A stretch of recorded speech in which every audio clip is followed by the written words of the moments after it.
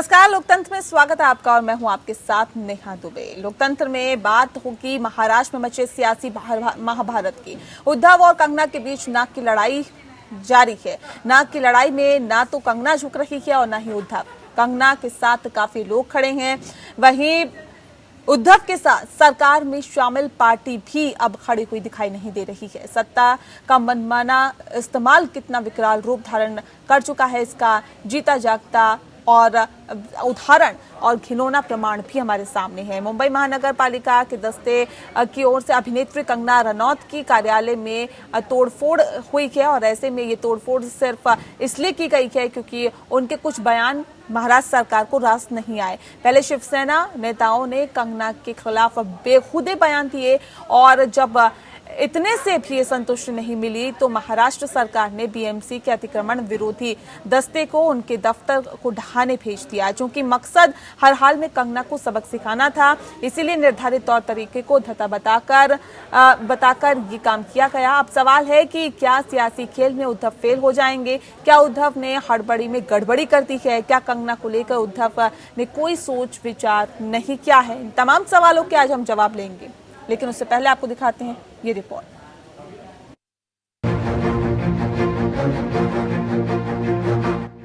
बाला साहेब ठाकरे की वो शिवसेना जिसकी तूती बोलती थी, उनके इजाजत के बिना मुंबई में पत्ता तक नहीं हिलता था।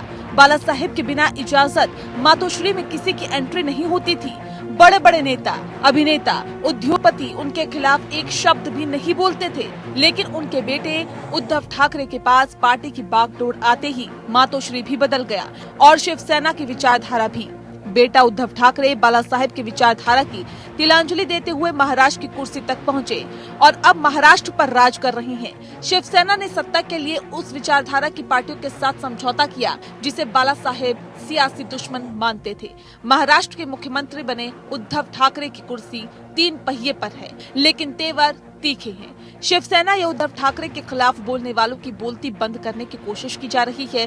फिल्म अभिनेत्री कंगना रनौत ने शिवसेना के खिलाफ बयानबाजी की तो गुस्से में उद्धव ठाकरे ने कंगना के दफ्तर पर बुलडोजर चलवाकर आवाज बंद करने की कोशिश की। सुशांत सिंह राजपूत मामले में काफी बेइज्जती के बाद बदले की भावना से कंगना के दफ्तर पर बुलडोजर चलाकर बता दिया कि शिवसेना के खिलाफ बोलने पर यही हाल होता है, चाहे पार्टी और सरकार की कितनी भी किरकिरी क्यों न हो। लेकिन उद्धव को ये नहीं पता था कि जिससे वो पंगा ले रहे हैं, जिस पर कार्रवाई कर रहे हैं, वो भी काफी जिद्दी है, अपनी जिद की पक्की है। वो डिगने वाली नहीं है, वो हिलने वाली नहीं है, वो आंखों में आंखें डालकर लड़ने वाली है। ऐसा पहली बार हुआ है जब किसी ने मुंबई में रहकर ठाकरे परिवार के खिलाफ ताबड़तोड़ हमला किया हो। उद्धव ठाकरे, तुझे क्या लगता है कि तूने फिल्म माफिया के साथ मिलके मेरा घर तोड़ के मुझसे बहुत बड़ा बदला लिया है? आज मेरा घर टूटा है, कल तेरा घमंड टूटेगा। ये वक्त का पहिया है, याद रखना, हमेशा एक जैसा नहीं रहता। कंगना मामले में अब महाराष्ट्र के राज्यपाल भगत सिंह कोश्यारी एक्टिव हो गए हैं और उन्होंने मुख्यमंत्री उद्धव ठाकरे के मुख्य सलाहकार अजय मेहता से इस पूरे प्रकरण पर बातचीत की है। राज्यपाल ने कार्रवाई पर नाराजगी जताते हुए कहा कि इस बारे में वो केंद्र को रिपोर्ट देंगे। बॉलीवुड अभिनेत्री कंगना रनौत और महाराष्ट्र के मुख्यमंत्री उद्धव ठाकरे के बीच लड़ाई बढ़ती जा रही है। कंगना लगातार उद्धव और शिवसेना पर हमले कर रही है। बीएमसी ने कंगना के दफ्तर पर बुलडोजर चलाया, लेकिन इससे कंगना के हमले की धार कम नहीं हुई। कंगना ने उद्धव को वंशवाद का नमूना बताया तो शिवसेना को सोनिया सेना तक कह डाला। सीएम ठाकरे से पंगा लेना कंगना रनौत को महंगा पड़ता दिखाई दे रहा है। विक्रोली पुलिस स्टेशन में कंगना के खिलाफ शिकायत की गई है। शिकायतकर्ता ने कहा कि कंगना ने सीएम उद्धव ठाकरे के खिलाफ अपमानजनक भाषा का इस्तेमाल किया। इसके बाद कंगना के खिलाफ एफआईआर दर्ज कर ली गई। उद्धव के इशारे पर बीएमसी ने कार्रवाई की तो मुंबई हाईकोर्ट ने तुरंत रोक लगा दी। बुलडोजर चलने के बाद भी कंगना न रुकी न झुकी। मुंबई पहुंचकर शिवसेना को हर सवाल का जवाब दिया और जमकर हमला बोला। उद्धव को खुली चुनौती दी और कहा कि जो करना है वो करो। कंगना ने उद्धव को खुली चुनौती देते हुए कहा कि अभी मेरा घर टूटा है, अब आपका घमंड टूटेगा। अपने ट्वीट के जरिए कंगना लगातार निशाना साध रही है। दरअसल बीएमसी ने कंगना के ऑफिस पर बुलडोजर चलाया तो शिवसेना को अपने साथी दलों का साथ नहीं मिला। बीएमसी की कार्रवाई के बाद शिवसेना लोगों के निशाने पर आ गई है। एनसीपी प्रमुख शरद पवार ने भी बीएमसी की इस कार्रवाई को गैर जरूरी बताया। बीएमसी ने एक दिन पहले कंगना रनौत के ऑफिस में नोटिस चस्पा कर अवैध निर्माण को गिरा दिया। इसके बाद बीएमसी का कहना है कि कंगना रनौत जिस फ्लैट में रहती है उसमें अवैध निर्माण हुआ है। इसे लेकर पोस्टर सोशल मीडिया पर काफी तेजी से वायरल हो रहा है। कंगना ने इस पर रिएक्शन दिया। उन्होंने कहा कि वे जिस बिल्डिंग के फ्लैट में रहती हैं, उसे एनसीपी नेता शरद पवार से खरीदा गया है। बिल्डिंग से जुड़े विवादों के लिए वे जिम्मेदार नहीं हैं। कंगना रनौत का कहना है कि मामला सिर्फ उनके फ्लैट का नहीं है, बल्कि पूरी बिल्डिंग का है। इसके लिए जवाबदेह वे नहीं बल्कि शरद पवार है। बताया जाता है कि विवाद कंगना और बीएमसी का नहीं है, बल्कि इमारत के बिल्डर और महानगर पालिका के बीच का है। साल 2018 में बीएमसी द्वारा नोटिस दिया गया था, जिसके बाद इस पर एक्शन नहीं लेने का स्टे ऑर्डर लिया गया था। अगर इलीगल कंस्ट्रक्शन है तो जरूर कार्रवाई होनी चाहिए, लेकिन सबके साथ ये कार्रवाई होती तो निश्चित रूप से उचित कार्रवाई होती। किसी ने आपके खिलाफ बात कही, इसलिए जब आप कार्रवाई करते हो तो ये कायरता है, बदले की भावना है, और महाराष्ट्र में इस प्रकार की भावना का कोई सम्मान नहीं हो सकता। कंगना रनौत मुंबई और महाराष्ट्र के बारे में जो भी बातें कह रही हैं उससे हम सहमत नहीं हैं, लेकिन जिस तरीके से शिवसेना ने सारा कुछ काम धाम छोड़ के उसके पीछे एक अभियान शुरू कर दिया है, वो बहुत ही गलत है। आज कंगना रनौत का जो कार्यालय था उसके ऊपर जो तोड़फोड़ की कार्रवाई हुई, उसकी आवश्यकता नहीं थी। साफ दिख रहा है कि यह बदले की भावना से उत्पन्न है। देश का कोई हिस्सा किसी पार्टी की बपौती नहीं हो सकता। तमाशा बना दिया है देश को इन्होंने। संजय राउत जो चाहेंगे, जिसको जो कह देंगे, जो कर देंगे। संजय राउत अपने को समझते क्या? संजय राउत दिल्ली आएंगे, लोग घेरेंगे तो क्या करेंगे? इस तरह की बात होती है क्या देश में? ये फेडरल स्ट्रक्चर देश का ऐसे रहता है क्या कि संजय राउत के कहने से अब शिवसेना वहां पर लोगों को आने नहीं देगी, जाने नहीं देगी, उनके घर तोड़ देंगे, उनके ऑफिस तोड़ देंगे? किस तरह की सरकार चला रहे हैं ये लोग? कंगना रनौत के तेवर ईंट का जवाब पत्थर से देने के दिख रहे हैं। वो मुंबई में रहती है, एक्टिंग उनका पेशा है, बॉलीवुड से उन्हें रोजी रोटी का नाता है। जिस मुंबई पर शिवसेना का सियासी वर्चस्व है, वहाँ उनका घर, दफ्तर सब कुछ है। उसके बावजूद भी कंगना अड़ी है, डटी है और एक के बाद एक उद्धव सरकार पर हमले कर रही है। ऐसे में सवाल है कि क्या उद्धव ने हड़बड़ी में गड़बड़ी कर दी? जब कोरोना काल में हाईकोर्ट ने तोड़फोड़ पर रोक लगा दी थी तो बीएमसी ने कैसे कार्रवाई की? क्या बोलने पर किसी के घर या दफ्तर पर बुलडोजर चला देंगे? क्या शिवसेना के खिलाफ जो भी बोलेगा उसके घर या दफ्तर ढहा दिए जाएंगे? अगर उद्धव सही है तो एनसीपी क्यों नहीं दे रही है साथ? बदले की भावना से बुलडोजर कब तक चलाया जाएगा? दरअसल लोकतंत्र में आज हम बात कर रहे हैं महाराष्ट्र में मचे सियासी महाभारत की। उद्धव और कंगना के बीच नाक की लड़ाई लगातार जारी है। नाक की लड़ाई में ना तो कंगना झुक रही है और ना ही उद्धव ठाकरे। कंगना के साथ काफी लोग खड़े हैं, लेकिन उद्धव ठाकरे अकेले ही नजर आ रहे हैं। ऐसे में खुद ही उनकी पार्टी, जो कि सहयोगी पार्टी है, वो भी उन पर सवाल उठा रहे हैं। सवाल ऐसे में ये है कि क्या लोकतंत्र में सभी को अपनी बात रखने का अधिकार नहीं है? क्या महाराष्ट्र में जो भी आवाज उठाएगा उसकी आवाज दबा दी जाएगी? क्या अगर महाराष्ट्र में आवाज उठाई जाएगी तो उसके साथ उस पर बुलडोजर चलाने की कोशिश की जाएगी, उसकी आवाज दबाने की कोशिश की जाएगी, उसके घर ऑफिस को गिराने की कोशिश की जाएगी, जैसा कि होता हुआ दिखाई भी दे रहा है? इन तमाम सवालों पे आज हम जवाब लेंगे। हमारे साथ खास मेहमान मौजूद है, उनसे आपका तारुफ करा देते हैं। विश्वास पाठक जी हमारे साथ जुड़ गए हैं, प्रवक्ता है महाराष्ट्र भारतीय जनता पार्टी के। बहुत स्वागत है सर आपका। आप सीधे हमारे साथ जुड़े हुए हैं। वेंकटेश केसरी जी हमारे साथ जुड़ गए हैं, जो कि वरिष्ठ पत्रकार हैं, महाराष्ट्र की राजनीति में बहुत अच्छे से पकड़ रखते हैं। वेंकटेश जी आपका बहुत स्वागत है। साथ ही हमारे साथ अजय अरोड़ा जी जुड़ गए हैं, जो कि नेता हैं कांग्रेस के। अजय जी आपका भी बहुत स्वागत है। अजय जी, सबसे पहले इस कार्यक्रम की शुरुआत मैं आपसे ही करूंगी, क्योंकि सवाल इस बात को लेकर है, महाराष्ट्र सरकार पर क्योंकि अब सवाल उठ रहे हैं, और क्या अगर लोकतंत्र में कोई अपनी आवाज उठाएगा, क्या महाराष्ट्र में अगर कोई सरकार के खिलाफ आवाज उठाएगा या फिर जांच के लिए आवाज उठाएगा, तो क्या उसकी आवाज बंद कर दी जाएगी, उसकी आवाज बंद कर दी जाएगी, और क्या उसको दबाने की कोशिश की जाएगी? नेहा जी, बाबा भीमराव अम्बेडकर साहब ने जो संविधान बनाया, कॉन्स्टिट्यूशन, और लोकतंत्र में आवाज उठाने का बिल्कुल हमें अधिकार है। आवाज किस प्रकार से उठानी है और कैसे उठानी है, किसी के हृदय को ठेस ना पहुंचे, हमें ये भी समझना होगा। बिल्कुल नेहा। और जहां तक आपने जिस से ताल्लुक किया है अभिनेत्री कंगना की बात पे आप आएंगी अभी कि आवाज उठाने का जो तर्क वाली बात की, तो कहीं ना कहीं मुझे लगता है कि दोनों तरफ से मैं एक न्यूट्रल बात करूंगा, मैं समन्वय स्थापित करने की बात करूंगा। हमें लोकतंत्र में आवाज उठानी चाहिए और सरकार को भी चाहिए कि ठीक से बात सुने और लोकतंत्र की रक्षा करें। नहीं, कंगना ने सर आवाज उठाई तो किसको ठेस पहुंची? आपको ठेस पहुंची है क्या? मैं ये कह रहा हूं नेहा जी, आवाज उठाने के तरीके, जैसे मैं आपसे आवाज में बात कर रहा हूं, मेरी हल्की आवाज, ऊंची आवाज कई प्रकार की होती है और समझने वाले की भी समझ होनी चाहिए उसे समझने की। तो कहीं ना कहीं इस लोकतंत्र नहीं, आवाज उठाने में गलती है यार सर, ये मुझे बता दीजिए, आवाज उठाने में गलती है या फिर समझने वाले की समझ में कमी है? दिक्कत कहां पर है?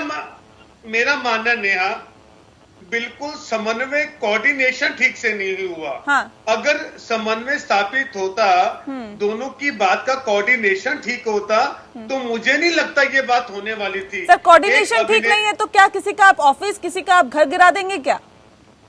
देखिए, ये कानूनी मामला है, बीएमसी का मामला है। किस प्रकार से आवाज निर्माण है वो मुझे नहीं मालूम नेहा जी। जिस तरह से मैं सर किसको मालूम है? सरकार में आप है, सत्ता में आप है, आप कह रहे हैं हमें नहीं मालूम, तो किसे मालूम है? नहीं, कितना अवैध निर्माण है?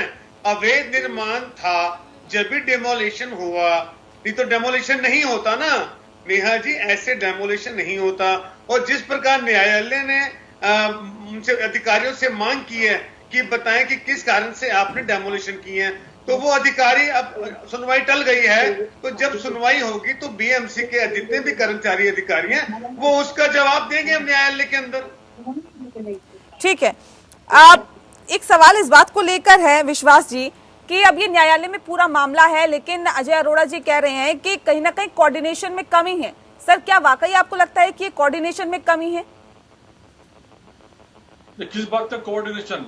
ये तो पूरे कोऑर्डिनेटेड एफर्ट चल रहे हैं। इनके सर्वे सर्वा है माननीय शरद पवार कांग्रेस, राष्ट्रवादी कांग्रेस और शिवसेना जिनको गाइड करते हैं और इनके डायरेक्शन पे ये सब चल रहा है। ऐसी कौन सी इमरजेंसी थी कंगना का दफ्तर इतने 24 घंटे के अंदर तोड़ देना चाहिए, जबकि बीएमसी की एसओपीज है, एसओपीज के मुताबिक उनको नोटिस देना जरूरी है। आज 10 से 12 हजार ऐसे केसेस है जिसपे बीएमसी ने कार्रवाई नहीं की है। हम चाहते हो कार्रवाई करें, लेकिन कंगना कुछ कहना चाहती है जिसके कारण इनके कोई मंत्री, इनके कोई नेता फंसने वाले हैं, ऐसा उनको डर है, इसलिए वो अपना पावर का गलत इस्तेमाल कर रहे हैं। ठीक है। एक सवाल इस बात को लेकर भी है वेंकटेश जी, क्या ये सत्ता का मनमाना इस्तेमाल नहीं कहा जा सकता, या फिर मनमाना इस्तेमाल कितना ये भयानक सरकार के लिए हो सकता है, मौजूदा सरकार के लिए? क्योंकि अगर आप आवाज उठाएंगे तो आपकी आवाज दबाने की कोशिश की जाएगी, अगर आप नहीं मानेंगे तो इस तरह की कार्रवाई की जाएगी, और ये इसे क्या कहा जाए, सत्ता का मनमाना इस्तेमाल? ऐसा है कि इसके अंदर दो इश्यूज इन्वॉल्व है। एक तो कंगना रनावत का उसका मकान गिराना, किस तरीके से गिराना है, उसके एब्सेंस में गिराना है, क्या उसको नोटिस देके गिराना है। दूसरा सवाल है जो भाषा कंगना रनावत ने महाराष्ट्र के मुख्यमंत्री के खिलाफ थी, तो उसका मैसेज ठीक तरह से नहीं गया। और तीसरा आज जो उनका बयान आए है वो कांग्रेस के खिलाफ है, वो शिवसेना के खिलाफ तो थे, बीजेपी के खिलाफ है। तो ये करके उन्होंने जो परसेप्शन है, क्योंकि अभी मैं महाराष्ट्र में हूँ इसलिए मैं जानता हूँ, ये परसेप्शन पे उन्होंने तीनों पार्टी को इकट्ठा किया है और वो अकेली लड़ रही है। अब इस तरीके से कि भाई आपका इश्यू है आपके मकान का, लेकिन आप उसको कांग्रेस को बोलेंगे सोनिया सिन्हा है, उद्धव को बोलेंगे तू घमंडी है, उसके पहले बोलेंगे कि जो उखाड़ना है उखाड़ लो। ये परसेप्शन पे दिल्ली का नेशनल मीडिया में जो भी आपने दिखा रहे या दिखाया है उसके विपरीत परसेप्शन महाराष्ट्र का है। तो इसीलिए मैं आपको बता रहा हूँ कि ये आवाज दबाने की बात नहीं है। आवाज दबाना है तो उसके पास कोर्ट में गई है, वो इंडिविजुअल और गवर्नमेंट म्युनिसिपल कॉर्पोरेशन ऐसा हो सकता है। लेकिन जिस तरीके से वो बोल रही है, अच्छा उसके पीछे बीजेपी है। आज बीजेपी महाराष्ट्र में अलग थलग है, वो खुल के कंगना के साथ में भी नहीं है, खुल के उसके खिलाफ भी नहीं है। कंगना ने पहले बॉम्बे पुलिस के बारे में कहा, बाद में कहा कि ये पीओके क्या है। यानी एक इश्यू जो है अपना मकान और बॉम्बे म्युनिसिपल कॉर्पोरेशन यहाँ तक सीमित नहीं रही, वो अपना दायरा बढ़ाते रही है। तो मुझे लगता है कि ये पॉलिटिकल लड़ाई है। और जो महाराष्ट्र में जो गैर भाजपा नेताओं ने कहा कि इसके पीछे भाजपा है, भाजपा के दिल्ली के नेता, महाराष्ट्र के बीच पे नीचे नेता को कोई पूछता नहीं है। सेंटर से कंगना को बैकिंग है, इसलिए वो अपना दायरा बढ़ा रही है। वाकई ऐसे में एक सवाल ये निकल के सामने आ जाता है कि क्या कंगना वाकई में भड़काऊ बयान दे रही थी जिस पर कि शिवसेना भड़की। लेकिन सवाल इस बात को लेकर भी है कि अगर आपको इस तरह से या इस पर आपत्ति थी तो इसके खिलाफ आप कानूनी लड़ाई लड़ सकते थे, ना कि आपको इस तरह का किसी तरह से कहीं ना कहीं कार्रवाई करने की जरूरत पड़ती है। एक सवाल इस बात को लेकर विश्वास जी कि क्या वाकई जिस बात का जिक्र अभी ब्रेक पे जाने से पहले वेंकटेश जी कर रहे थे कि इसमें दो बातें हैं, लेकिन एक बात ये भी है कि जिस तरह से शब्दों का इस्तेमाल किया गया कंगना की तरफ से, वो क्या वाकई भड़काऊ थे क्या? देखिए, दो चीजें। कंगना ने जो मुंबई पुलिस के बारे में कहा, मुंबई को पीओके कहा, और कंगना ने अगर मुख्यमंत्री जी को अगर एक शब्द से कहा होगा ये उद्धव ठाकरे इस प्रकार का बयान, इससे भारतीय जनता पार्टी बिल्कुल सपोर्ट नहीं करते हैं, उससे अंतर रखते हैं। लेकिन विषय ऐसा है कि जिस कंगना के लिए यहाँ के गृह मंत्री कहते हैं अनिल देशमुख जी कि कंगना को महाराष्ट्र में आने का अधिकार नहीं है, तो उनके हाथ में पूरा पुलिस है। उसके बाद में उनके संजय राउत कहते हैं ये हरामखोर लड़की है, इतनी गंदी प्रकार की भाषा का इस्तेमाल किया जाता है। उनके प्रताप सरनाईक जो दूसरे ये है आमदार है, जो एमएलए है, वो कहते हैं कि हम उसका मुंह तोड़ देंगे। तो इस प्रकार का सिचुएशन आने के बाद भी शरद पवार जी कुछ कहते नहीं है, मुख्यमंत्री कुछ कहते नहीं है, बीएमसी की तरफ से विदाउट गिविंग एनी नोटिस 24 घंटे में उसका दफ्तर तोड़ते हैं। तो हम इसके सख्त खिलाफ है। ये महाराष्ट्र, ये शिवाजी महाराज का, छत्रपति शिवाजी महाराज का महाराष्ट्र है। इसमें महिला का अपमान हम नहीं सहन सकते हैं।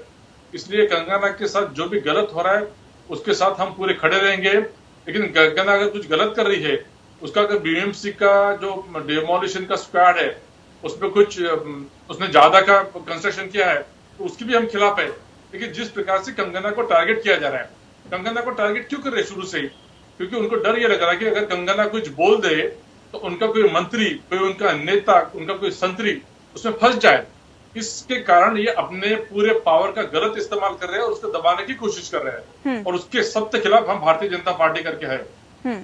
अजय अरोड़ा जी, इस तरह की भाषा का इस्तेमाल करना खासतौर पे एक महिला के लिए, और आप न सिर्फ ये कह रहे हैं ऐसी आपत्तिजनक शब्दों का इस्तेमाल कर रहे हैं, बल्कि धमकी तक भी दे रहे हैं कि आप महाराष्ट्र में मत आइए, आप महाराष्ट्र में आके दिखाइए। ये किस तरह की लैंग्वेज है?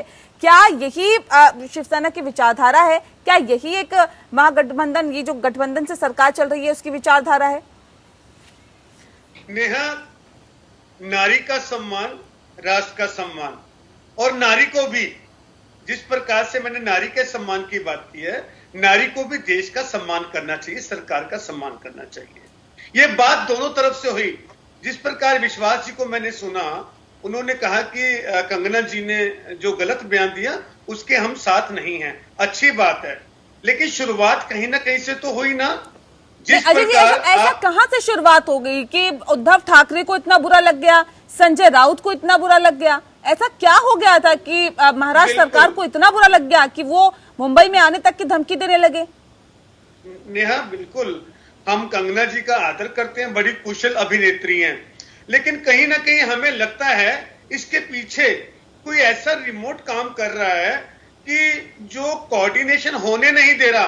कंगना के अंदर और महाराष्ट्र सरकार के अंदर अब तक कोऑर्डिनेशन हो जाता, लेकिन ऐसा कौन सा रिमोट है जो विश्वास जी को पता होगा कि जिस प्रकार की बोली हमारे कुशल अभिनेत्री जिनका हम सम्मान करते हैं, उन्होंने भी कैसी भाषा और किस भाषा, और वो भाषा बुलवा कौन रहा है, हमें ये भी देखना होगा। नहीं, ऐसी कौन सी भाषा का इस्तेमाल कर दिया सर? बता दीजिए ना कि ऐसा क्या कह दिया कि उद्धव सरकार को इतनी ज्यादा खलबली मच गई कि उद्धव सरकार जिस तरह से अब धमकी देने लगी, या संजय राउत की तरफ से जिस तरह के शब्दों का इस्तेमाल किया गया, क्या ये आपत्तिजनक नहीं है?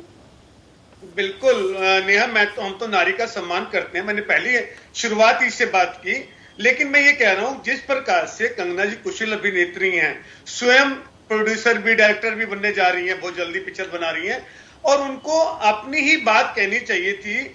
और ये आप माने कि नेहा, पीछे इस पे राजनीति हो रही है। जिस प्रकार से आपने राजनीति की बात की वेंकटेश जी ने, बिल्कुल निसंदेह कंगना जी के पीछे भी कोई ऐसे लोग जुड़े हैं जो पर्दे के पीछे हैं। जिस प्रकार से कोई पिक्चर बनती है, पर्दे के पीछे से कोई गाना गाता है और फ्रंट पे कोई गाना गाता है, बोल किसके होते हैं? हमें लगता है कि होठ तो हिल रहे कंगना जी के, पीछे पर्दे के पीछे गीत कोई और गा रहा है, हमें वो भी समझना होगा। अगर गीत पर्दे के पीछे हम गीत गाएंगे और कंगना जी उस गीत को बोलेंगी तो इससे तो कोऑर्डिनेशन नहीं होगा। हम तो कंगना जी का आदर करते हैं और महाराष्ट्र उनका है, महाराष्ट्र में काम करें और अच्छी अच्छी पिक्चरें बनाए, हम भी देखेंगे और अपना और देश का नाम रोशन करें कंगना जी, और राजनीति में ना आए। मैंने एक इंटरव्यू में देखा था, अब कंगना जी राजनीति की भाषा बोल रही हैं, इनको राजनीति की भाषा नहीं बोलनी चाहिए, या तो राजनीति में खुल के आ जाए, दो बातें हैं, या राजनीति में खुल के कूद के पढ़ रहे हैं कि मेरे को राजनीति करनी है। अगर इन्होंने कहा कि मैं राजनीति नहीं करना चाहती तो ये कुशल अभिनय करें, कुशल पिक्चर बनाएं, अपना नाम रोशन करें, महाराष्ट्र का, देश का, भारत का, सबका नाम रोशन करें। लेकिन इस तरह की धमकी मिलेगी तो कैसे हो पाएगा ये काम? एक सवाल इस बात को लेकर वेंकटेश जी कि क्या ये प्रतिशोध की राजनीति का एक उदाहरण नहीं है? इससे पहले हमने देखा कि इस तरह के उदाहरण कई बार हमें देखने के लिए मिले, लेकिन ये भी उनमें से एक कहा जा सकता है। ऐसा है कि आप अगर कोई कहे कि दिल्ली ये पाक ऑक्युपाइड कश्मीर है तो क्या मानेंगे आपसे? ठीक है, हम वेलकम करेंगे उनका। किस तरीके से भाषा है वो कलाकार है तो एक कलाकार की तरफ से भाषा करे, अपना पॉइंट ऑफ व्यू रखे, आप बोल दीजिए, लेकिन आप प्रवोक करेंगे, जब सामने वाला प्रवोक होता है तो आप बोलेंगे गाली दे रहा है। पहली बात थी कि ये बॉम्बे की पुलिस के बारे में थी, फिर कहा कि बॉम्बे पीओके में है। इस तरीके से भाषा अगर करेंगे और आप उम्मीद करते हैं कि महाराष्ट्र के लोग सुनेंगे, ऐसा नहीं होता है नेहा जी। ऐसा है कि आप प्रवोक करने के बाद में उसकी रिएक्शन आ जाती है। प्रवोक शिवसेना ने नहीं किया। हाँ, शिवसेना ने जो मकान गिराया है बॉम्बे म्युनिसिपल कॉर्पोरेशन में, उसके बारे में बिल्कुल आपत्ति होनी चाहिए, और वो कोर्ट है इसके बारे में है। अब आज गवर्नर भी बोल रहे हैं, गवर्नर का क्या रोल है इसके अंदर? क्यों बोल रहे हैं महाराष्ट्र के गवर्नर? क्या रोल है उनका, क्या अधिकार है उनका? ऐसा है कि कंगना एक तरफ से पॉलिटिकल अपना दायरा बढ़ा रही है, लेकिन मैं आपको बोलता हूँ कंगना ने अच्छा किया है कि इनकी यूनिटी मजबूत कर दी है कांग्रेस, एनसीपी और शिवसेना की। अगर बीजेपी को लगता है कि कंगना की पोजीशन लेके वो सरकार गिराएंगे तो पॉसिबल नहीं है। पॉलिटिक्स अलग है, कंगना महिला अलग है, कंगना कलाकार एक है, वो होना अलग है। वेंकटेश जी, आप कह रहे हैं कि यूनिटी को और ज्यादा बल दे दिया है, लेकिन सर सवाल इस बात को लेकर है कि शरद पवार तो इसे अपने आप से अलग करते हैं। वो कहते हैं कि ये जो कदम उठाया गया है उद्धव सरकार की तरफ से गैर जरूरी है। नहीं, आप गलत बोल रहे हैं। शरद पवार बिल्कुल अकेले नहीं है, अलग नहीं है। उन्होंने बात की है, शायद मैं जो थोड़ा बहुत शरद पवार को जानता हूँ, उन्होंने उनको तरीके बताए होंगे किस तरीके से करना है। शरद पवार अपने आप को डिस्टेंस नहीं रख रहे, ना कांग्रेस रख रही है। कांग्रेस को कोई भी बड़े नेता ने कंडेम नहीं किया। ऐसा है, आप शिवसेना को सोनिया सिन्हा कहेंगे, एनसीपी को और कुछ बोलेंगे, शिवसेना को हर रोज गाली देंगे, तो आपका मकसद क्या है? इन तीनों को एक्सपोज करना है कि आपके ऊपर जो इंजस्टिस हुआ है उसके बारे में आवाज उठानी है। ये पहले कंगना को तय करना पड़ेगा। अगर वो पॉलिटिक्स कर रही है तो खुल के करे, वो बीजेपी में जाना है तो खुल के जाइए। उसको वाई कैटेगरी की सिक्योरिटी दे दी है। उसके बाद में गवर्नर क्यों बोल रहे हैं इसके अंदर? गवर्नर भी दूसरे इशू पे नहीं कहा। तो पूरी बीजेपी के जो शीर्ष नेता है, दिल्ली के नेता है, उसके पीछे खड़े हैं, उसको मजबूत कर रहे हैं। महाराष्ट्र की बीजेपी को पूछता कौन है दिल्ली में? ये तो उनकी लाइन ले रहे हैं, उनको अपनी लाइन लेनी है। वो खुद अपने आप से महाराष्ट्र से अलग ले रही है वो। अजय जी, क्या वाकई आपको भी लगता है कि इस मामले ने कहीं ना कहीं जो गठबंधन है तीनों पार्टियों को और ज्यादा मजबूती दी है? बिल्कुल, तीनों पहले भी मजबूत थी नेहा जी, आज भी मजबूत हैं। हमने तो लॉजिक की बात की, जो सिस्टम है, जो सिस्टम से हट के बात करेगा। मैं वेंकटेश जी की बात, नहीं, आप कंगना के साथ है या कंगना के खिलाफ है? आपको क्या लग रहा है कि आपको ये लग रहा है जो शरद पवार ने बयान दिया कि गैर जरूरी कदम था, क्या वाकई आपको लगता है कि गैर जरूरी कदम था? जैसे वेंकटेश जी ने बताया, शरद पवार जी का जो अनुभव है, सबसे पुराने भारत के नेता हैं, किसी भी पार्टी में रहे तो उनके ज्ञान, उनके कहने के पीछे लॉजिक होता है। नेहा, शरद पवार जो भी बात कहते हैं बड़ी सूझबूझ से कहते हैं, और उन्होंने हमेशा जोड़ने की कोशिश की है, तोड़ने की कोशिश नहीं की। और हमारा गठबंधन बिल्कुल मजबूत है, इसमें कोई हमारे प्रतिबंध नहीं है। हम सरकार के साथ भी हैं, और जो कंगना ने बात की थी, वो बात के पीछे, जो पर्दे के पीछे जो बात कर रहे हैं, जो कंगना को गुमराह कर रहे हैं, हमें दिक्कत उस बात से आ रही है। अगर नहीं, कौन कंगना गुमराह कर रहा है सीधे- बताइए ना, कौन गुमराह कर रहा है? अगर आप कह रहे हैं कि सीधी-सीधी पर्दे के बात, पीछे से चाल चली जा रही है, तो आपने कौन गुमराह कर रहा है? ट्विटर अकाउंट में आपने पढ़ा नहीं, अयोध्या राम मंदिर, ऐसी बातें अभिनेत्री को नहीं करनी चाहिए। अपने विवेक से बात करनी चाहिए। कभी अपने आप को झांसी की नानी बताना, अरे वो भारत की नारी है, भारत की बेटी है, भारत की एक्ट्रेस है, भारत की अभिनेत्री है, ये वाली बातें करें। हमें कोई इतना गरूर, इतना क्रोध ठीक नहीं है। कहते हैं क्रोध विनाश करता है। मेरा तो एक राय है आपके चैनल के माध्यम से कंगना को, कि कंगना जी अपने विवेक से काम करो। जिस प्रकार से आप पिक्चरों में अभिनय करती हैं, कुशल अभिनय करती हैं, तो उसी तरह अभिनय करो, महाराष्ट्र सरकार से कोऑर्डिनेशन करो, और जो आपको भड़का रहे हैं उनकी बातों में मत आओ कि आपको लगता है कि राजनीति में आना है, या अगर उनका मन राजनीति में आना है तो राजनीति में आना कोई बुरी बात नहीं है। कई अभिनेता आए और कई चले गए, तो वो आ भी सकती हैं। लेकिन इनका जब इंटरव्यू आया तो इन्होंने बड़ा क्लियर बोला था नेहा कि मैं राजनीति में नहीं आना चाहिए, मुझे बड़ी सारी ऑफर्स आती हैं। तो जब आपको राजनीति में आना ही नहीं है तो राजनीति क्यों कर रही हो? कंगना जी पूरे रूप से राजनीति कर रही हैं। इस राजनीति की खिलाफत करता हूं कि कंगना जी अब राजनीति ना करें, अपने विवेक से काम लें। ठीक है, ये जो आप आरोप लगा रहे हैं कि रिमोट के पीछे, यानी कि रिमोट से चल रही हैं या पर्दे के पीछे से कहीं ना कहीं उन्हें चलाया जा रहा है। खास मेहमान लगातार हमारे साथ मौजूद है। विश्वास जी, सवाल इस बात को लेकर है कि पर्दे के पीछे से उन्हें चलाया जा रहा है कंगना को, इस तरह का आरोप अभी अजय जी लगा रहे थे। कौन चला रहा है पर्दे के पीछे से? विश्वास जी।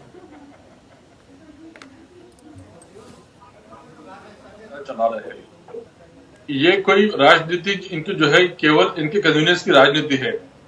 जब ये रिया चक्रवर्ती, तो रिया चक्रवर्ती आरोपी रहने के बावजूद भी उसके घर पे पुलिस सिक्योरिटी दे रही थी। तब शरद पवार ने मुंह नहीं खोला उसकी सिक्योरिटी क्यों दे रहे। वो सीबीआई के ऑफिस में जब आना जाना करती थी तो उसको पूरी पुलिस की प्रोटेक्शन मिलती थी, वो क्यों दे रही थी वो कोई बताया नहीं। उनके गृह मंत्री ने कहा कि हम उसको महाराष्ट्र में कंगना को आने नहीं देंगे, उन्होंने कुछ कहा नहीं। उसके बाद बिहार की पुलिस जब मुंबई में आई तो मुंबई में उनको गिरफ्तार किया गया, उनको क्वारंटाइन किया गया, तब शरद पवार ने चुप्पी साधी। लेकिन इस बार जब उनको पता चल रहा है कि कंगना राणावत ये पूरी फ्रंट फुट पे चल रही है, इनकी सरकार पूरी ध्वस्त होने जा रही है, तब वो कह रहे हैं कि जो भी बीएमसी ने किया वो गलत किया। मुझे ऐसा लगता है कि ये पूरी राजनीति है। महाराष्ट्र में कोरोना से लेकर सभी प्रकार के जो प्रश्न है, ये प्रश्न ये सरकार बिल्कुल सॉल्व कर नहीं पा रही है। नेतृत्व शून्य सी सरकार है। उद्धव ठाकरे को अनुभव नहीं है, वो मातोश्री के बाहर नहीं आते हैं, इनके मंत्री पूरे सोए हुए हैं। महाराष्ट्र में कोई सरकार नहीं है, इसलिए लोगों का ध्यान भटकाने का ये प्रयास कर रहे हैं। जी अजय जी, ऐसे ये नौबत सर क्यों आई कि कंगना को वायु श्रेणी की सुरक्षा देनी पड़ी केंद्र सरकार की तरफ से? देखिए, मैंने कहा ना राजनीति हो रही है, तो इसके पीछे राजनीति हो रही है। महाराष्ट्र सरकार को नीचा दिखाने के लिए कदम उठाए गए, और अभिनेत्री कंगना जी की ख्याति पहले भी अच्छी थी, और इस मुद्दे को गर्म करके इन्होंने ख्याति और अर्जित की है। ख्याति अर्जित करना बुरी बात नहीं है, बड़ी अच्छी बात है। मैं तो ये कहता हूं कि ताली दोनों हाथ से बजती है। नेहा जी, ताली दोनों हाथ से बजती है। जिस प्रकार रबड़ की बॉल को तेजी से दीवार पे मारेंगे, उतनी ही तेजी से हमारे पास वापस आएगी। तो शब्दों का प्रयोग हम ऐसा करें, अगर हम मीठे शब्द बोलेंगे हमें मीठे मिलेंगे। नेहा जी, मैं आपसे इज्जत से बात करूंगा, आप उतनी ही इज्जत से मुझसे बात करेंगी। ये सृष्टि का, समाज का एक मर्यादित नियम है। तो राजनीति बिल्कुल हो रही है, और विश्वास जी ने तो मान लिया कि इसके पीछे राजनीति है, और मेरा तो काम आसान कर दिया विश्वास जी ने मेरे से पूर्व जब बात रखी, उन्होंने राजनीति की बात खुद स्वीकार की, और उन्होंने कहा कि महाराष्ट्र की सरकार ठीक से काम नहीं, इन्हें अनुभव नहीं है। मेरा तो विश्वास जी से एक छोटा सा प्रश्न भी है, जब आपका गठबंधन था, जब आप मिलकर सरकार चलाते थे, क्या इनको अनुभव था? आज इनका अनुभव खत्म हो गया कांग्रेस और एनसीपी के साथ मिलके। ऐसी बात कृपया करके ना करें। ये थोड़ी ना आपके लिए वो अच्छे थे, हमारे लिए गलत हो गए। आपके साथ जो रहेगा वो ठीक रहेगा।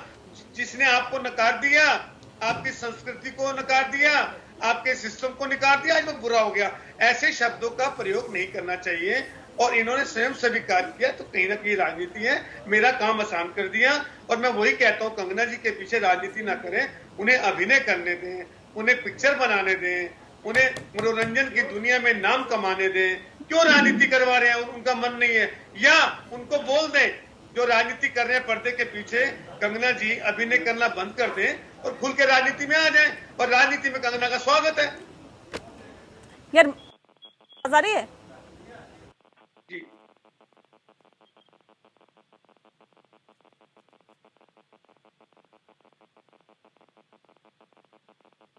आवाज बंद कर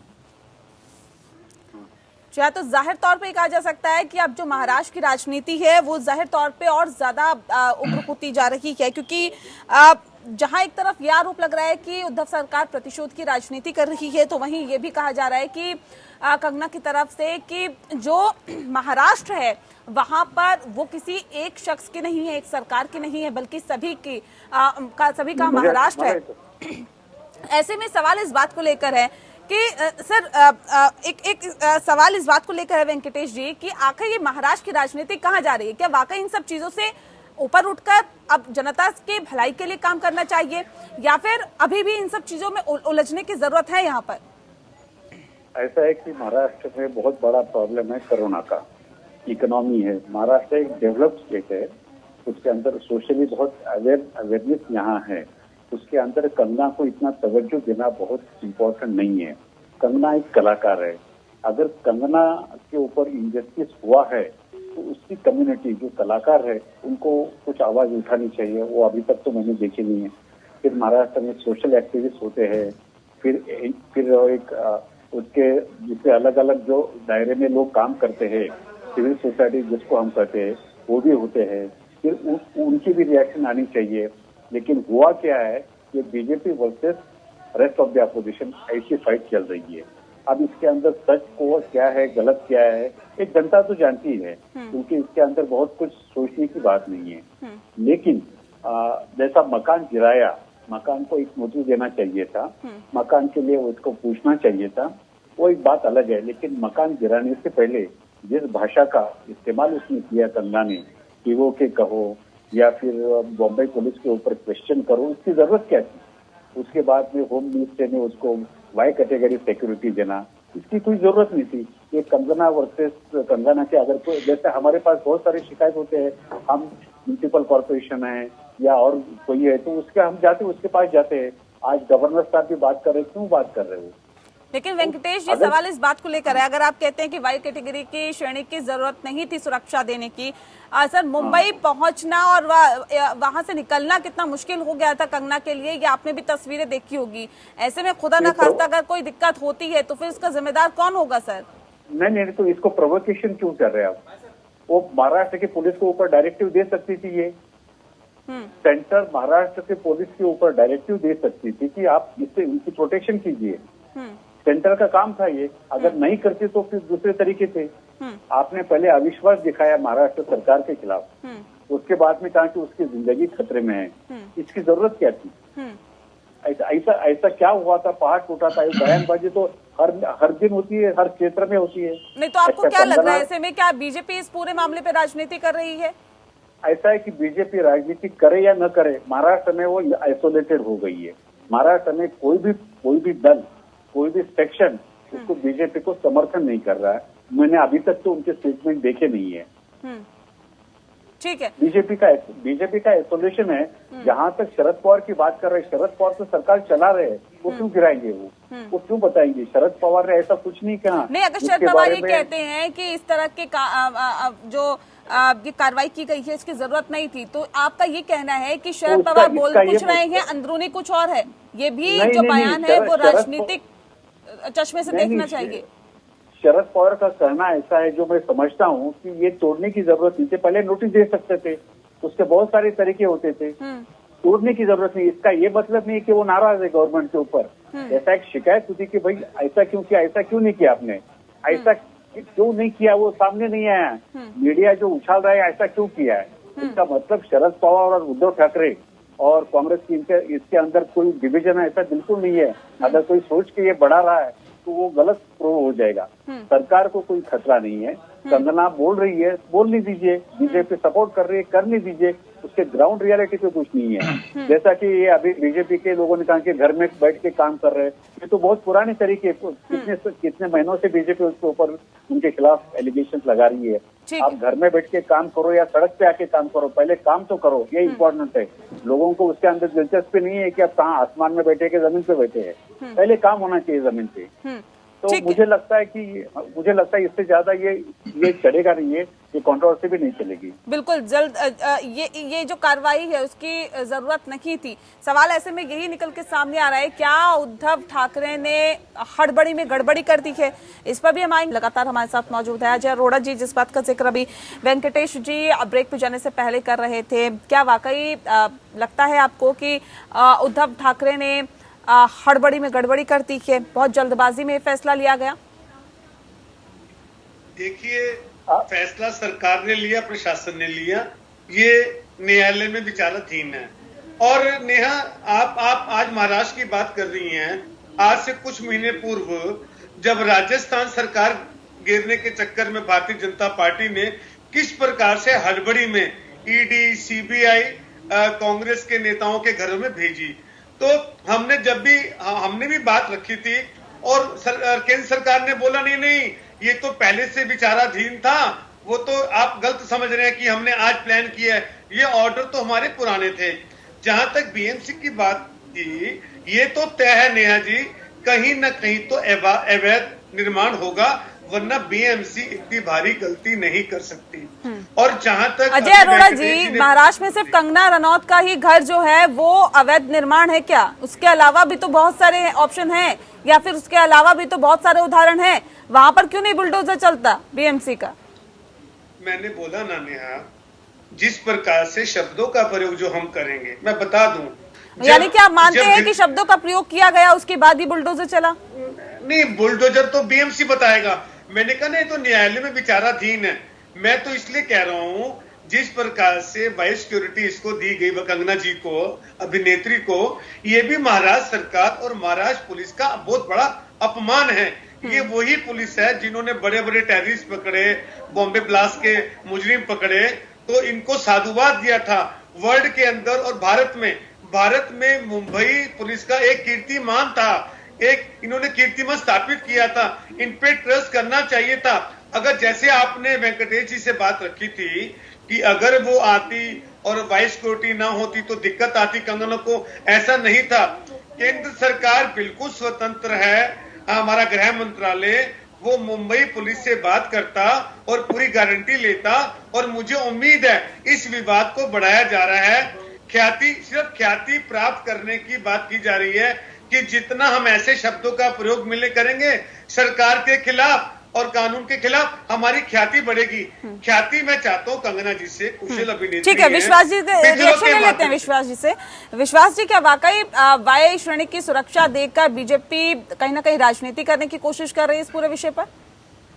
देखिए, पहले आपको समझना पड़ेगा वाई श्रेणी की जो सुरक्षा दी गई है वो क्यों दी गई। सर्वप्रथम ये सुशांत सिंह राजपूत का जब डेथ हो गई, उसके 15 मिनट में महाराष्ट्र की पुलिस के द्वारा इस सरकार ने यह घोषित किया कि एक सुसाइड है, सुसाइड थ्योरी उन्होंने लगा दी। उसके बाद में 70 दिन तक एफआईआर भी लॉन्च नहीं होता है इसी पुलिस द्वारा। उसके बाद में गृह मंत्री कहते हैं कि कंगना रावत को हम महाराष्ट्र में नहीं आने देंगे और आने के लायक नहीं है। उसके बाद में उनका एक विधायक कहता है कि उसको हम मुंह तोड़ देंगे। और जो संजय राउत है, एक अभद्र शब्द का प्रयास करते। उसके बाद में अगर कंगना रावत के पिताजी अगर ट्वीट करके होम मिनिस्टर को रिक्वेस्ट करते हैं कि मेरे को मेरे बेटी के बारे में बहुत चिंता लगी है, तो उसको अगर सिक्योरिटी दी जाती तो उसमें गलत क्या है? आखिर सेंट्रल गवर्नमेंट का काम यही है, अगर महाराष्ट्र की सरकार और महाराष्ट्र में अगर किसी को सुरक्षा प्रदान नहीं की जा रही है, उधर राजनीति हो रही है, उसको जान को खतरा है, तो उसको सुरक्षा दी गई है। मैं तो कहूंगा इन्होंने रिया को क्यों सुरक्षा दी? रिया ये आरोपी रहने के बावजूद भी सीबीआई के दफ्तर में जब आती थी वो इंक्वायरी के लिए, तो आते जाते समय पुलिस की उसको सुरक्षा दी, उसके घर पे सुरक्षा दी। ये शरद पवार के डायरेक्शन पे ये सब बातें चल रही है। बिहार नहीं, की पूरा जो मामला जब था अजय जी, competent सवाल इस IPS बात को पुलिस लेकर है, जो ये पूरा मामला जब सामने आया, जब सीबीआई जांच की भी मांग होने लगी, सीबीआई जांच की मांग होने लगी, तो महाराष्ट्र सरकार को दिक्कत होने लगी कि नहीं, सीबीआई जांच नहीं होनी चाहिए, पुलिस जांच कर रही है। सर, जब सीबीआई जांच की मांग सुशांत के माता पिता कर रहे हैं कि सीबीआई जांच होनी चाहिए, तो महाराष्ट्र सरकार को क्या दिक्कत है सीबीआई जांच करवाने में? और अगर इस तरह की भाषा का इस्तेमाल किया जाएगा किसी महिला के लिए, या फिर आने की धमकी दी जाएगी कि तुम आके दिखाओ, तो ऐसे में अगर वायु श्रेणी की सुरक्षा दी जाती है तो इसमें गलत क्या है? देखो, उसमें दिक्कत उनको जरूर है, जितने भी महाराष्ट्र सरकार को दिक्कत है, क्योंकि उनका एक बड़ा नेता मंत्री कोई उसमें फंसने वाला है, तो उनको पता है, इसलिए रिया को सपोर्ट कर रहे हैं ताकि रिया मुंह न खोले, इसको विरोध कर रहे कंगना को ताकि कंगना अपना मुंह न खोले। इस प्रकार की राजनीति नहीं चलेगी। अब ये मैटर सीबीआई की तरफ है, नार्कोटिक ड्रग्स के एनसीबी की तरफ है। अब बड़ा इसमें से कोई खुलासा होने वाला है और जो इसमें दोषी है उसके ऊपर कार्रवाई जरूर होगी। ठीक है अजय जी, क्या वाकई ये डर है क्या कि पार्टी से या फिर सत्ताधारी पार्टी से भी कोई इसमें फंस सकता है? ये भी एक डर है क्या? बिल्कुल नहीं। मैं तो कहता हूँ नेहा, जिस प्रकार कंगना जी की सिक्योरिटी की बात की और विश्वास जी ने बात की, मैं विश्वास जी की बात से इत्तेफाक नहीं रखता। इस प्रकार जहां तक आपने पहला प्रश्न किया था मेरे से कि सीबीआई की मांग का क्या डर है, जब सुशांत के माता पिता ने सीबीआई की बात की, अब तो सीबीआई चल रही है, वो सारा विवाद समाप्त हो गया। हाँ, लेकिन मेरा जवाब देना बनता नेहा जी आपकी पहली बात का, जब सरकार सक्षम है, मान लो मैं सक्षम हूं, मुझे पता है कि जो काम नेहा जी ने मुझे दिया है मैं भली भांति विवेक से ईमानदारी से करूंगा, फिर दूसरा व्यक्ति क्यों इंटरफेयर करे या इससे बड़ी मांग क्यों जाए? एक प्रतिष्ठा का सवाल भी होता है और प्रतिष्ठा सरकार को प्यारी होती है और मुंबई पुलिस को अपनी प्रतिष्ठा प्यारी थी। उन्हें लगा ऐसी क्या कमी है हमारे अंदर, और अभी तक सीबीआई ने क्या साबित हुआ आप देखिए ना, रिजल्ट भी देखिए नेहा जी। सरकार और प्रशासन जिस भी प्रदेश का हो, एक फेडरल सिस्टम होता है। फेडरल सिस्टम हर स्टेट का अलग अलग है, तो फेडरल सिस्टम अगर खत्म हो जाएगा, मेरी स्वतंत्रता खत्म हो जाएगी, निश्चय ही मुझे दुख होगा। जिस प्रकार से आप एंकर हैं, आपकी स्वतंत्रता खत्म हो जाए प्रश्न करने की, तो डिबेट सक्सेस नहीं होगी। तो महाराष्ट्र पुलिस का, महाराष्ट्र सरकार का अपना व्यक्तित्व था, उन्होंने अपने विश्वास था उनको अपने ऊपर, तो उन्होंने इस विश्वास को कायम करने के लिए बात की। लेकिन जब सीबीआई आ गई तो सीबीआई का स्वागत है, सीबीआई अपना काम कर रही है, ईडी अपना काम कर रहा है, एनसीबी अपना काम कर रही है। ठीक है, एक सवाल यहाँ पे मेरा आपसे है वेंकटेश जी, एक आखिरी सवाल, क्योंकि हम कार्यक्रम के आखिरी पड़ाव में हैं। तो मुझे ये बताइए कि क्या वाकई आपको भी लगता है, जिस बात का जिक्र अभी अजय जी कर रहे थे, आप उनसे इत्तेफाक रखते हैं, या फिर आपको ये लगता है कि जिस तरह से मांग की जा रही थी या कंगना लगातार अपनी आवाज को मुखर कर रही थी, उसके अंदर अब कहीं ना कहीं पार्टी जो है सत्ताधारी पार्टी, उसके बड़े नेता भी फंस सकते थे या फिर कई नेता उसमें फंस सकते थे, लिहाजा यही वजह थी कि अब कंगना की आवाज को दबाने की कोशिश की गई थी? ऐसा है नेहा जी, इसके अंदर कोई नहीं फंसेगा। ये जज्बात में आके एक दूसरों को जो बयानबाजी चल रही है, मैं उससे ज्यादा कुछ रीड नहीं कर रहा हूँ, क्योंकि आप कुछ भी बता दीजिए। ऐसा है, कंगना ने प्रवोक किया है। एक बात मुझे बताइए कि अगर कोई अपने सेना के ऊपर, आर्मी के ऊपर कुछ बोलता है तो डिफेंस मिनिस्टर खामोश रह सकते हैं? अगर महाराष्ट्र की पुलिस के बारे में कंगना ने कुछ बयानबाजी की तो होम मिनिस्टर कैसा खामोश रह सकते हैं? तो ये बयानबाजी है, कंगना के पास में कुछ एविडेंस नहीं है। अगर कंगना ने कुछ एक्सपोज भी कर दिया तो 100% आप पकड़ के रखिए कि उनको जो बीजेपी ने सप्लाई किया है, केंद्र सरकार ने उसको सप्लाई दिया, फिर वो उनके डायलॉग बोल रही है। कंगना का काम है अभिनय करना, अपना परफॉर्मेंस दिखाना, लेकिन वो राजनीति में आना चाहे तो आ भी सकती है। लेकिन कंगना वर्सेस पूरी महाराष्ट्र सरकार, ये जो सीन हम खड़ा कर रहे हैं, ऐसा नहीं हो सकता। कंगना की अपनी ताकत क्या है बताइए? परेश रावल ने भी उसको सपोर्ट नहीं किया अभी तक, बीजेपी के हेमा मालिनी भी सपोर्ट नहीं किया, बीजेपी के किस कलाकार ने उसको सपोर्ट किया है? जो कर रहे हो बीजेपी के नेता कर रहे हैं, लेकिन कोई कलाकार नहीं है, कोई ये क्या कहते हैं सिविल सोसाइटी का मेंबर नहीं है, कोई सोशल एक्टिविस्ट नहीं है। जो बात हम कर रहे हैं, एक महिला है उसके ऊपर इस तरीके से करना चाहिए, नहीं करना चाहिए, मकान तोड़ना चाहिए, नहीं तोड़ना चाहिए, महाराष्ट्र की जनता ने समझ लिया कि ये 2 दिन की बात है, 3 दिन की बात है, इसके बाद ये टूल नहीं पकड़ेगा। चले, बहुत शुक्रिया आप सभी मेहमानों का हमारे साथ इस खास चर्चा में शामिल होने के लिए। तो जाहिर तौर पे कहा जा सकता है कि ऐसे में सवाल तो कई खड़े हो रहे हैं, लेकिन अब महाराष्ट्र की राजनीति कैसे और किस मोड़ पर जाएगी ये वाकई देखने वाली बात होगी। इसी के साथ लोकतंत्र में इतना ही। नमस्कार।